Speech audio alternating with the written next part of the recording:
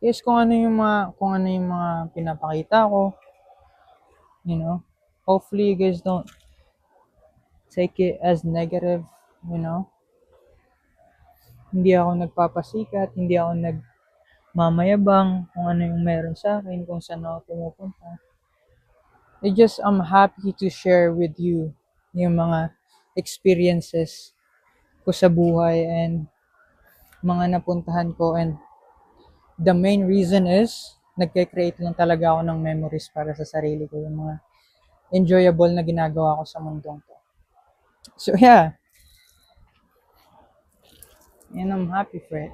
And kung napapansin nyo sa lahat ng video ko, kung tutuunan nyo talaga ng pansin, pag nanood kayo ng video ko guys, is very chill and very positive vibes, you know.